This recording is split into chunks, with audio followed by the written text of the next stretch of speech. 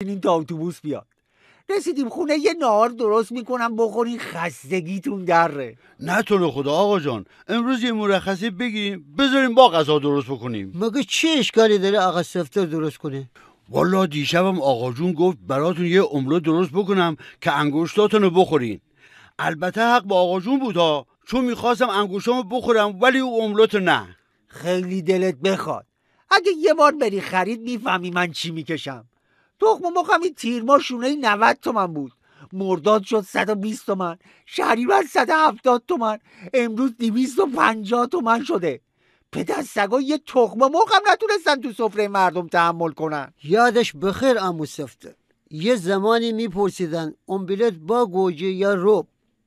الان باید بپرسن امبلت با تخم مرغ یا بدون تخم مرغ. حالا جالب توی اوضاع احوال ناصر خان قصاب محل چند وقتی پیش تو کوچه صدام کرد و گفت چرا تا حالا هیچ کدومتون نیومدین قصابی من گوش بخرین؟ نکنه میرین سراغ قصابی غریبه ها. بهش چی گفتی؟ گفتم ما و قصابی؟ الان گوش جوری گرانه که ما سر سفره فقط تصورش بکنیم. یعنی من بعد از نیمرو خلال دندان میزنم مثلا گوش گیر کرده. آقا جون آبدوخیار به تصور آبگوش تلید بکنه، اسی هم الان بستریه، زیاد رفته تو نقش، مثلا چربی گرفته. خدا لعنتت کنه علی خامنه با این قله هات. ای کاش مشکل فقط گوشت بود. الان اینجا نوشته سویا هم 70% گرون شده. 70%. 70%؟ یادم گوشت که گرون شد سرآشپزهای صدا سیماشون آشپزی با سویا و تخم مرغ و سبزیجات رو آموزش میدادن. حالا که سویا و تخم مرغ گرون شده فکر کنم شنای پروانه آموزش بدن. گوشت سویا رو ول کنید بابا. اینجا رو نگاه کنید چی نوشته.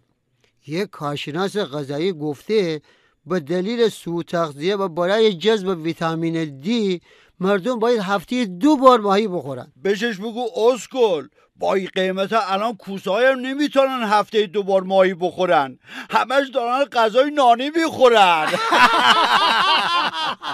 مثل که یاروی حالیش نیست. اینجا ایرانه، آخوند رو کاره بابا. حالا جالبه توی این وضعیتی که برای مردم درست کردن، رهبر الدنگشون همش حرف از فرزند بیشتر و جمعیت بیشتر میزنه.